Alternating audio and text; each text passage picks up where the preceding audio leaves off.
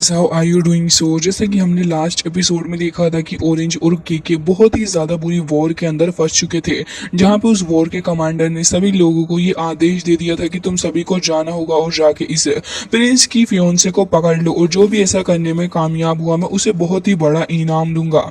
ये सुनने के बाद आसपास मौजूद जितने भी सोल्जर्स थे वो बहुत ही ज्यादा मोटिवेटेड हो जाते, फिर तुरंत के की तरफ को वो लोग तुरंत ही सोल्जर्स को रोकने लग गया था और फाइटिंग स्टार्ट होती है, जहाँ पे अपना यूहाओ तो सबसे ज्यादा मेहनत कर रहा था। वो तुरंत ही अपने फिस्ट को क्रॉस करता है, फिर उसके बाद हमें देखने के लिए मिलता है कि जैसे वो उसे क्लोज करता है तभी यहाँ पे ढेर सारे सोल्जर्स की वो जान ले लेता है।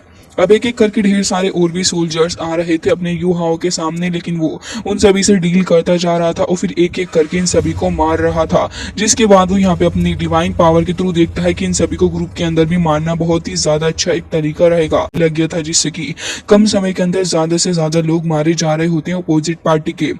जिसके बाद यहाँ पे अपनी ऑरेंज भी सारे के सारे मिलिट्री सोल्जर्स से कह देती है कि तुम सभी को उसी तरीके से ऑर्डर्स को ओबे करना है जैसे कि हमने तुम्हें बताया, और फिर वो सामने वाली पार्टी के पास भी जा रहे होते हैं। तो हमें देखने के लिए मिलता है कि यहाँ पे तुरंत ही उस पार्टी के पास में जाकर अटैक करने लग गए थे, जिसकी वजह से काफी अच्छा डिफेंस ये लोग तैयार कर लेते हैं। और अब इन लोगों के ऊपर इतना प्रेशर नहीं था जितना कि पहले था। जैसे कि ये वॉर स्टार्ट हुई थी, जब क्या था कि इनका मैकेनिज्म तो अब और भी ज्यादा स्ट्रॉन्ग हो चुका है युवाओं के इस जगह पे आने से, जिसके चलते यहाँ पे वो और भी ज्यादा भड़क गया था और फिर तुरंत ही अपने हॉर्स को लेके आगे बढ़ रहा था। और यहाँ पे इसके बाद युहाओ कहने लग गया था कि वजीरा सोल मास्टर की सारी पावर का मुझे इस्तेमाल करना होगा इन सभी से डील करने के लिए, और बस कुछ ही सेकंड्स के अंदर वो और भी ढेर सारे लोगों को मार डालता है। हम यहाँ पर केके को देखते हैं जो कि यहाँ पे काफी बड़ी सी कैनन लेके खड़ी हुई थी और फिर सभी लोगों से कह रही होती है कि अब मैं तुम सभी को मौत का मजा सारा स्ट्रॉन्ग था कि यहाँ पे ढेर सारे लोगों की जान सिर्फ इस एक अटैक से ही चली जाती है। हालांकि जाओ इस बात से काफी खफा था, वो अब काफी गुस्से से आगे बढ़ रहा था और हमें देखने के लिए मिलता है कि बस उसका एक ही अटैक काफी था हमें 100 ऑफ सोल्जर्स को मारने के लिए, और वो ऐसा कर भी पा रहा था काफी आसानी के साथ।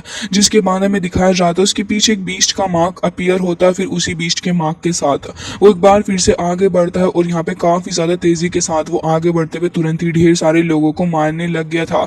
हालांकि यहाँ पे सारे के सारे लोग देखने लग गए तो वो समझ जाते हैं कि ये तो एक सोल मॉन्स्टर है। अब यहाँ पे ये बंदा इतना ज्यादा खफा था कि तुरंत यहाँ पे सबसे पहले यूहाओ के ऊपर अपने फिस्ट से अटैक करता है, लेकिन यूहाओ उसको ब्लॉक करते हुए अब दूसरी साइड पर जाके खड़ा हो गया था। वांग दाओ भी यहाँ पे फाइट कर रहा होता है, लेकिन ये बंदा तुरंत ही अपने रीजनल सोल किंग एंड सोल सेक नाम की टेक्निक का इस्तेमाल करते हुए काफी स्ट्रॉन्ग अटैक कर देता है। जिसके बाद यहाँ पे यूहाओ को इसने काफी बुरे तरीके से पीटा था उसके फेस पे और फिर उसकी बैली पे भी हिट कर दिया था। जिसके बाद अफनन अटैक्स भी केके कर रही होती है, लेकिन ये बंदे का आर्मर ही इतना ज्यादा स्ट्रॉन्ग था कि यहाँ पर ही कैनन के अटैक्स भी उसके ऊपर ऐसे लग रहे थे कि जैसे कोई बात ही नहीं है।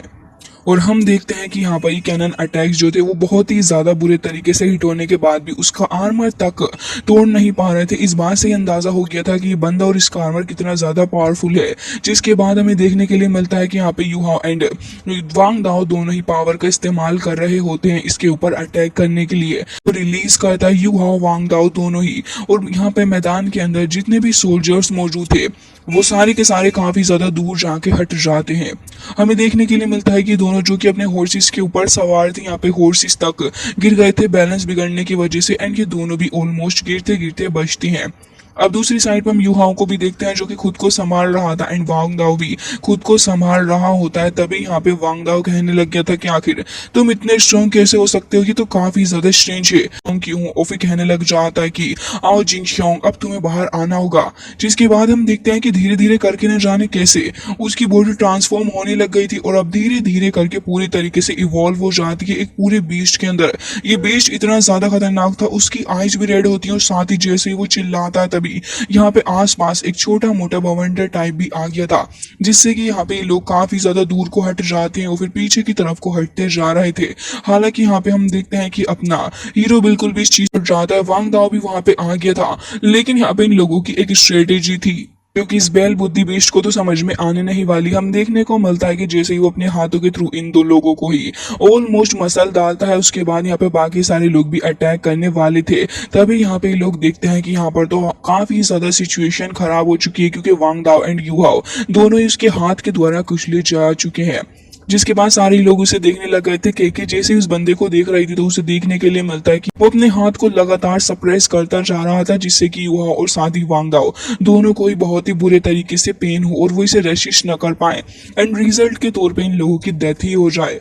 हालांकि यहाँ पे युहा इतनी आसानी से इस चीज को बिल्कुल भी एक्सेप्ट नहीं करने वाला था, जिसके बाद वो तुरंत ही यहाँ पे कह देता है कि वांग दाओ तुम्हें मेरा साथ देना होगा एंड यहाँ पे दोनों ही अपनी अपनी मार्शल गोल्ड बटरफ्लाई एंड साथ ही अपने बीस्ट के साथ में तैयार हो चुके थे, क्योंकि अब इन्हें परफॉर्म करनी थी एक टेक्निक जिसको हम फ्यूजन टेक्निक कहते हैं। और अक्सर यहाँ पे कुछ कुछ वांग दाओ का ही लेडी वाला लुक देखने के लिए मिलता है, जिसमें वो काफी खूबसूरत नजर आ रही थी और हमें देखने के लिए मिलता है कि यहाँ पे इतनी ज्यादा पावर अब रिलीज होती है इस फ्यूजन टेक्निक के थ्रू कि यहाँ पे इस बीस्ट की हालत भी खराब हो जाती है। बल्कि जैसे कि दोनों अपनी पावर को रिलीज करते हैं तभी यहाँ पर एक काफी बड़ा सा ब्लास्ट टाइप हो गया था एनर्जी का, जिसकी वजह से ये बीस्ट भी पीछे को हट जाता है।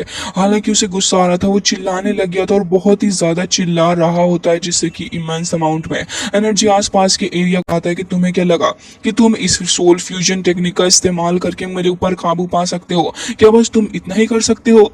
जिसके बाद यहाँ पर तुरंत ही अपने फिस्ट को लेके वो रेडी हो गया था एंड यहाँ पे हमें देखने के लिए मिलता है दूर से भी ये सीन काफी ज्यादा खतरनाक था। हालांकि तुरंत यहाँ पे अपनी सूक्ष्म सोल की पावर का इस्तेमाल करते हुए तुरंत ही लोग अटैक करने वाले थे। वो भी अपने डिमोनिक फिस्ट का इस्तेमाल कर रहा होता है इन लोगों के अगेंस्ट, लेकिन दोनों ने ही अपनी पावर का इस्तेमाल करके एक काफी ज्यादा शानदार तरीके से हो चुकी थी। यहाँ पे हम देखते हैं कि जाओ चिल्ला रहा होता है, क्योंकि उसे ये बात बिल्कुल भी बर्दाश्त नहीं हो पा रही थी कि आखिर ये चीज कैसे हो सकती है। वो लगातार अपनी पावर को बढ़ाने की कोशिश कर रहा था, लेकिन वांग दाओ एंड अपना लाइट डीमन ब्रेकर पावर का इस्तेमाल करता है और हमें देखने के लिए मिलता है कि यहाँ पे धीरे धीरे करके जाओ और भी ज्यादा सप्रेस होता जा रहा था। हालांकि यहाँ पे वो अपनी पावर को तो लगातार बढ़ाता जा रहा होता है, लेकिन ऑलरेडी काफी एग्जॉस्टेड हो चुका है। वांग दाओ एंड युहाओ लगातार अपनी पावर को बढ़ाते जा रहे थे एंड दोनों की पावर एंड केमिस्ट्री और उसी की वजह से यहाँ पे इतनी अंडरस्टैंडिंग बिल्ड हो पाई कि दोनों ने मिलकर सिर्फ कुछ ही देर के अंदर यहाँ पे इतने खतरनाक बीस्ट को बहुत ही बुरे तरीके से शिकस्त दे दी थी। और यहाँ पे हमें देखने के लिए मिलता है कि वो अब पूरे तरीके से फायर में हो चुका था और अपनी पूरी की पूरी बॉडी को देख रहा होता है। वो झुलस रहा था उस फायर के अंदर एंड चिल्लाने लग जाता है, जिसके चलते उसके ऊपर जो पेन था वो हमें भी देखने के लिए मिल जाता है। लेकिन यहाँ पे दोनों अब बाज नहीं आते, क्योंकि जैसे जैसे वो बंदा चिल्लाता जा रहा था आसपास काफी सारा डिस्ट्रक्शन होता जा रहा हो। अपने युहाओं की पावर को मिला के एंड उस चक्रा की पावर का इस्तेमाल करते हुए फाइनली इन लोगों ने उस बंदे जाओ को मार ही डाला। जिसके बाद हम देखते हैं कि लोग उस फ्यूजन टेक्निक को भी काफी ब्यूटीफुली खत्म करते हैं और जैसे ही वो फ्यूजन टेक्निक खत्म करके दोनों सामने आके खड़े होते हैं तो फिर सारे ही लोगों की नजरें इनके ऊपर थी, जैसे कि किसी शो के स्टार हो। और वाकई इन्होंने इस जंग के मैदान में काफी अच्छा परफॉर्म किया, क्योंकि यहाँ पर जहां पर कोई उम्मीद ही नजर आ नहीं रही ऑरेंज के लिए, तभी युहा एंड वांग दाओ ने काफी अच्छे तरीके से इस दोनों ही खुद को जोश में लाती और कह रही थी कि नहीं, इतनी आसानी से ही चीज खत्म नहीं हो सकती। अभी अपोजिट पार्टी के लोग बाकी और वो कह रही थी कि जाओ यांग मर चुका है, अब हमें आगे बढ़ना होगा। जिसके बाद यहाँ पे सारे के सारे सोल्जर्स और भी ज्यादा जोश से आगे बढ़ रहे थे, क्योंकि अब तो फिलहाल तो यहाँ पर उनका बॉस है ही नहीं, जिसकी वजह से वो लोग बिल्कुल भी मोटिवेटेड नहीं फील कर रहे हो, तुरंत ही भाग रहे होते हैं। लेकिन भागने का भी क्या ही फायदा है, क्योंकि सोल्जर्स तो फिलहाल नहीं छोड़ेंगे, क्योंकि इतने ज्यादा मोटिवेटेड हो चुके हैं वो इन सभी को मारने के लिए। जिसके बाद इन दूसरे सोल्जर्स के पास में बस एक ही होता, जिसके बाद यहाँ पे धीरे धीरे करके जैसे सारे ही लोग इस चीज को एक्सेप्ट कर लेते हैं कि उन्होंने हार मान ली है, तभी यहाँ पे चारों ही तरफ से उन्हें घेर लिया जाता है। तभी हम वांग दाओ और साथ ही अपने युवाओं को देखते हैं, जहां पर दोनों ही बातें कर रहे थे कि हमने तो कभी अंदाजा ही नहीं किया था कि हमारी मार्शियल सोल फ्यूजन स्किल इतनी ज्यादा पावरफुल होगी कि इसका इस्तेमाल करते हुए हम इतने खतरनाक बीच को शिकस्त दे देंगे। जिसके बाद यहाँ पे हम देखते हैं कि ऑरेंज अब आगे बढ़ रही होती है और बाकी सारे लोगों को बंदी बना लिया जाता है। तभी यहाँ पे वो कह रही थी कि बताओ आखिर मैं कैसे तुम्हारा एहसान उतार सकती हूँ। लेकिन यहाँ पर युवा उसको मना कर देता है। फिर उसके बाद ये भी कह रहा था कि देखो, मुझे और मेरे कंपेनियन को यहाँ से जल्द निकल के जाना है, क्योंकि हमें कुछ और काम भी है। तो मैं उम्मीद करता हूँ कि हम लोग तुमसे फिर कभी और मिलेंगे। जिसके बाद यहाँ पे ये बात सुनने के बाद ऑरेंज को काफी ज्यादा हर्ट हो रहा था। वो अपने हॉर्स पर बैठ जाती है। हालांकि वो ये नहीं चाहती थी कि युहाओं से इतनी जल्दी अलग हो जाए, क्योंकि इन्हें मिले हुए ही आखिर कितना वक्त हुआ है। इस तो यहाँ पर तुरंत ही आगे की तरफ को बढ़ जाता है, क्योंकि ऑलरेडी वो ऑरेंज के लिए कुछ फील नहीं करता, जिसके चलते वो वहां से जा ही रहा था। लेकिन हिम्मत करके ऑरेंज अपनी आंखें बीचते हुए कहने लग जाती है कि युहाओ रुको। जिसके बाद युहाओ रुक जाता, फिर पलट के देखने लग गया था। तभी केके कह रही थी कि बस कह भी दो, ये वैसा ही वक्त है, मुझे लगता है कि तुम्हें कहना चाहिए उससे।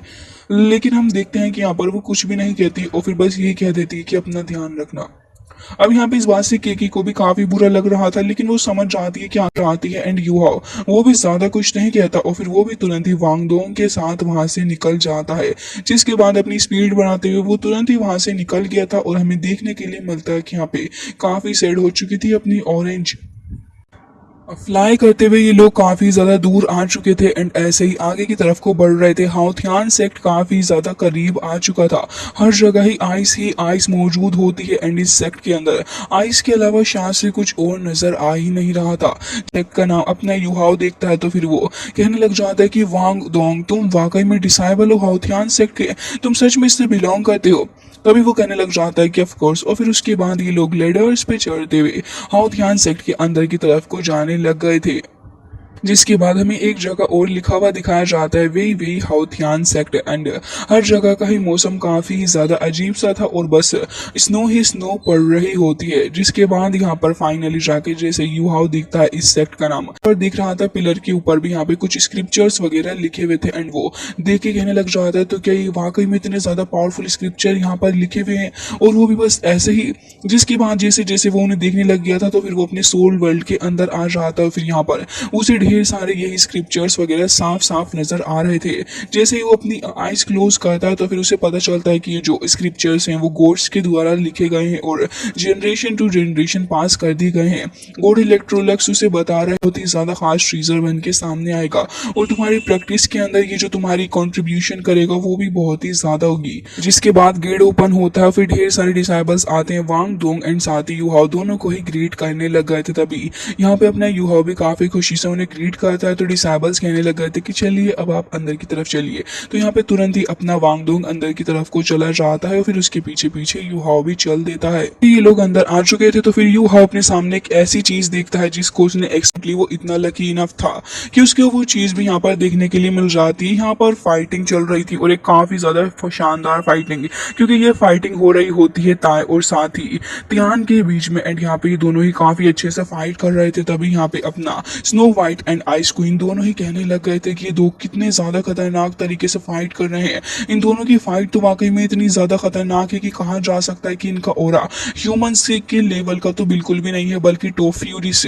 बीस्ट जैसा इनका ऑरा है। यहाँ पे वो कहने लग जाती है और रही बात इनकी स्ट्रेंथ की तो वाकई में वो भी बहुत ही ज्यादा खतरनाक बीस्ट वाली स्ट्रेंथ इन लोगों के अंदर मौजूद है। ये वाकई में टॉप बीस्ट की जैसी स्ट्रेंथ अपने अंदर रखते हैं। जिसके बाद हमें दिखाई जाती है ताई एंड साथ ही अपने के बीच की फाइट को दिखाया जाता है, जहाँ पे इनकी फाइट देखने के बाद यूहाओ भी यही कह रहा था कि मुझे बिलीव नहीं हो रहा कि इतनी ज्यादा अच्छे लाइफ एक्सपीरियंस के साथ में ये लोग फाइट कर रहे हैं। एंड यहाँ पे वाकई में एक काफी ज्यादा शानदार अटैक के साथ हमें देखने के लिए मिलता है कि इनकी फाइट एंड होती है।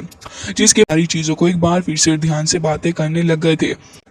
तभी टाइमिस्टर टियान को बता रहा होता है कि तुम्हें इतनी ज्यादा जल्दबाजी नहीं करनी चाहिए एंड तुम्हें अच्छे से फाइट करनी होगी थोड़े और पेशेंस के साथ में। लेकिन तभी हम देखते हैं कि वांगडोंग कहने लग जाता है कि सेकंड डेड क्या आप एक बार फिर से ट्रबल के लिए पूछ रहे हैं। लेकिन यहाँ पर उसे देखने के बाद तो वो बहुत ही ज्यादा खुश हो जाते हैं। वांगडोंग तुरंत ही भाग के आके उनके गले लग जाता है। फिर उसके बाद फाइनली वो ताई के भी गले लगता है। दोनों ही उसे यहाँ पर देख के बहुत ही ज्यादा खुश थे एंड यहाँ पर फाइनली उसे छेड़ रहे हो। उसके बाद वांगडोंग इंट्रोड्यूस करवाने लग जाता है और कह रहा था कि मिलो ये मेरे सेकंड डैडी है। और फिर इसके बाद ये भी कहने लग जाता है कि जो फाइटिंग तुमने अभी देखी है ना ये तो इनकी डेली की फाइटिंग होती है और इसी तरीके से ये लोग प्रैक्टिस करते हैं कंपटीशन करके। तभी यहाँ पे युवाओं ने ग्रीट करता है तो फिर यहाँ पे हमें देखने के लिए मिलता है कि टाई उसे ऐसे देखने लग गए थे कि जैसे कि यहाँ पे शायद वांगडोंग रिश्ता ही लेके आ गया है। लेकिन तभी यहाँ पे वांगडोंग उन्हें अपनी फीलिंग्स पे काबू करने के लिए कहता है क्योंकि अभी फिलहाल वो अपने लड़के वाले लुक में है। जिसके बाद दोनों एक दूसरे को नजरों ही नजर मेरा नाम टाई है लेकिन तुम मुझे ग्रैंडपा ही बुलाओ। एंड इसके अलावा यहाँ पे ताई न्यू भी अपना नाम बताते हैं और कह रहे थे मेरा नाम न्यू टियान है। इसके बाद यहाँ पे युवाओं दोनों को ग्रीट करता है और कह रहा था कि मुझे आपसे मिलकर वाकई बहुत ही ज्यादा खुशी हो रही है। तभी टियान सामने को आ रहा था फिर इसको चारों ही तरफ से देखने लग गए थे और कह रहे थे कि पहली बार ऐसा हो रहा है कि वांगडोंग अपने किसी दोस्त को बाहर से यहाँ पे अपने हाउथियान सेक्ट के अंदर अंदर लेके आ गया। ये वाकई काफी ज्यादा अजीब बात है और स्ट्रेंज भी। लेकिन तभी यहाँ पे एक बंदा आ जाता है और कह रहा था कि आपका रूम रेडी हो गया है। रहा था फिर दोनों ही आपस में डिस्कशन करने लग गए थे। तभी टियान कह रहे होते हैं कि क्या तुमने देखा इस लड़के की पावर को, ये वाकई काफी ज्यादा अनयूजुअल सा है। तभी यहाँ पे न्यू टियान भी कहने लग जाते हैं कि हाँ तुमने बिल्कुल सही कहा, इसकी कल्टीवेशन लेवल भले ही 40 हो लेकिन फिर भी इसे देख के ऐसा क्यों लग रहा है कि ये thousands of years old power अपने अंदर रखता है, क्योंकि इसके पास में एक 1000 ईयर ओल्ड सोल रिंग भी मौजूद है। जिसके बाद यहाँ पे दोनों ही आगे की तरफ को बढ़ रहे थे, लेकिन तभी वो कहने लग जाते हैं कि पहली बार मैं ऐसा देख रहा हूँ कि यहाँ पे है। जिसके बाद यहाँ पे टियान भी कहने लग जाते हैं कि हाँ ऐसा ही एक बार पहले भी हुआ था। फिर वो पास्ट के मोमेंट को याद करने लग गए थे जहाँ पे सारा ही सीन एक बार पहले भी हो गया था। लेकिन इसके बाद दोनों ही फिलहाल इसको देखने लग जाते हैं। हालांकि हम देखते हैं कि यहाँ पे दोनों ही अपने अपने रूम की तरफ को बढ़ रहे थे। तभी वांग डोंग यहाँ पे आगे की तरफ को बढ़ते हुए कहने लग जाता है कि ये जो फर्स्ट फ्लोर है हमारे हाउथियान कैसल का, ये डिसाइबल्स के लिए एंड यहाँ पे ज्यादातर डिसाइबल्स ही रहा करते हैं। फिर ये सेकंड फ्लोर पे जाते हैं और यहाँ पे बताया जाता है कि ये गेस्ट दोनों ही एल्डर्स का है एंड दोनों ही एल्डर्स इस जगह पे रहते हैं। इसके अलावा वो ये भी कहता है कि मैं भी यहाँ रहता हूँ और मेरी सिस्टर भी, तुम चाहो तो तुम भी हमारे साथ यहीं रह सकते हो। इसके अलावा वो ये भी बताता है कि यहाँ पर तुम्हें स्टेटस वगैरह भी देखने के लिए मिल जाएंगे। तभी यहाँ पे अपना हो या हाउ कहने लग जाता है कि हाँ वाकई में ये जो दोनों लीडर्स हैं बहुत ही ज्यादा पावरफुल है, तुमने पहले क्यों नहीं बताया कि वो दोनों इस सेक्ट को लीड कर रहे हैं। तभी वो कहने लग जाता है कि हाँ मैं इस बारे में भूल गया, वैसे एल्डेस्ट फादर जो है वो मेरे पेरेंट की तरह ही है और तुम उनके सामने इतना ज्यादा नर्वस। इसके बाद वांग दाओ रुक जाता है और कहता है कि मुझे खुद भी इसके बारे में बिल्कुल नहीं पता कि आखिर वो लोग कहाँ हैं। फिलहाल तो वो लोग काफी ज्यादा दूर हैं घर से और मैं इस चीज के बारे में थोड़ा परेशान भी हूँ। लेकिन यू हाउस की तरफ को थोड़ा कंसोल करते हुए देखता है और फिर फाइनली यहाँ पे स्टेटस भी दिखाए जाते हैं हमें। सबसे पहले यहाँ पे वो बताता है कि देखो ये हमारे सिस्टर हैं तो फिर इन्हें ग्रीट करो। तो फिर दोनों ही मिलकर एंसिस्टर को ग्रीट करते हैं एंड फाइनली वो बताता है कि मिडिल में जो हमारे एंसिस्टर की जो स्टेटस रखी हुई है वो तांग चैंग की है एंड बहुत ही ज्यादा पावरफुल वो रहे अपने टाइम के। इसके अलावा जो है जिसके बाद ये दोनों अंदर की तरफ को आ जाते हैं एंड यहाँ पे युहाओ कहने लग जाता है कि वाकई तुम्हारा सेक्ट कहलाने के लायक है, बहुत ही ज्यादा पावरफुल सेक्ट, क्योंकि वाकई इस सेक्ट के अंदर ऐसी ऐसी चीजें मौजूद हैं। तभी यहाँ पे अपना वांगडोंग कहने लग जाता है कि हाँ जो कुछ भी हो फिलहाल मुझे काफी ज्यादा नींद आ रही है तो मैं जा रहा हूँ आराम करने के लिए, तुम भी थोड़ा आराम कर लो और फिर बात की बात मैं तुमसे बाद में करूंगा, ठीक है ना। और ये कहते साथ ही वो तुरंत ही वहां से निकल भी लेता है। जिसके बाद हमें देखने के लिए मिलता है कि जैसे ही अपना युवा इस जगह चेंज वो बेड नजर आ रहा था, क्योंकि वो तो एक आइस का बेड बना हुआ होता है, जिसे देखने के बाद वो काफी ज्यादा कंफ्यूज हो गया था।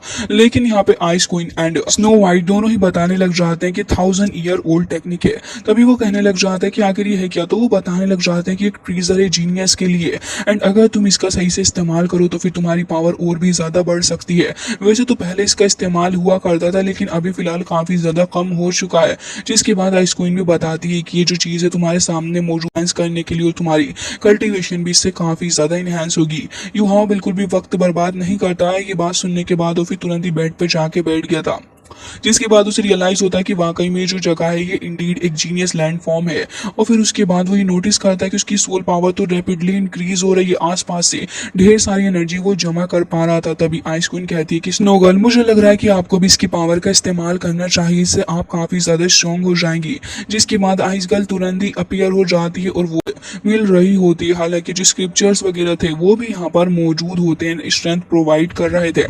जिसके साथ ही यहाँ पे हमें देखने के लिए मिलता है कि अपना स्नो वाइट भी कह रहा था कि इससे तो मेरा कंसंट्रेशन एंड मेरी मेंटल स्ट्रेंथ बहुत ही ज्यादा अच्छी हो रही है, ये वाकई एक शानदार चीज है। जिसके बाद हमें देखने के लिए मिलता है कि युहाओ के पॉइंट्स लगातार बढ़ते जा रहे थे और बस कुछ ही देर के अंदर उसकी सोल पावर 40 से 47 तक रीच कर जाती है। ये वाकई में एक इमेंस चीज थी जो कि यहाँ पर हो रही थी। जैसे ही उसकी सारी की सारी वेन्स आपको मिलता है तो फिर दोनों ही एल्डर्स तुरंत ही रुक जाते और कह रहे थे कि आखिर ये हो क्या रहा है, क्या ये सारी की सारी पावर जो आ रही है वो उसी नए लड़के की तरफ से आ रही है। एंड तभी वो कहने लग जाते हैं कि वाकई ये लड़का कोई आउटसाइडर बिल्कुल भी नहीं लग रहा। हालांकि अभी असली खेल तो बाकी था, क्योंकि युहाओ की जो इनर्सी थी उसके अंदर अभी भी काफी सारी हलचल हो रही थी। उसकी आइस स्पिरिट आइस जो थी वो धीरे धीरे करके ओपन होती जा रही होती है एंड धीरे धीरे करके सारी सील जो थी वो एडवांस में पहुंच रही थी, जिससे कि युहाओ को एक काफी ज्यादा बेनिफिट भी मिलने वाला। उसको काफी ज्यादा पावर के चलते और भी ज्यादा चीजों का सामना करना पड़ता है, वो स्ट्रगल करने लग जाती है इतनी पावर से, और हमें देखने के लिए मिलता है कि इसका सारा इफेक्ट पड़ रहा था युवाओं के ऊपर, जिससे कि वो चिल्लाने लग जाता है। आसपास काफी सारे आइस क्रिस्टल्स जमा हो चुके थे एंड वो यहाँ पे कहने लग जाता है कि आखिर ये क्या हो रहा है, एक बार फिर से ये क्या हो रहा है। तभी हमें देखने के लिए मिलता है कि वो काफी ज्यादा पेन में था एंड यहाँ पे काफी सारी एनर्जी की वजह से एक काफी बड़ा बीम, यहाँ पे एक एनर्जी बीम उसके रूम से बाहर निकल के जा रहा होता है। तभी दोनों कहते हैं कि आखिर उस लड़के के रूम में क्या चल रहा है, ये तो एक काफी हजारों साल पुरानी स्पिरिट बीस्ट का हो रहा है, मुझे लग रहा है कि बहुत ही ज्यादा खतरनाक चीज हो रही है। तभी यहाँ पे न्यूटियान कहने लग जाते हैं कि मुझे सेल्फ डिस्ट्रक्टेड बीस्ट की कोई स्पिरिट है, जिसके बाद यहाँ पे वो कहने लग जाते हैं कि 1000 ईयर की कल्टीवेशन, अगर ये यहाँ पे ब्लास्ट हुई तो काफी कुछ हो सकता है इतने सारे फियर्स ओरा के साथ में। जाओ जाके सभी को इन्फॉर्म कर दो कि यहाँ पे से थोड़ा दूर हट जाए, क्योंकि अगर ये एक बार ब्लोन अप हो गया तो बहुत ही बड़ी तबाही भी मच सकती है। हालांकि गाइस इसी के साथ आज का ये एपिसोड हो जाता है एंड आई रियली होप कि आपको ये पसंद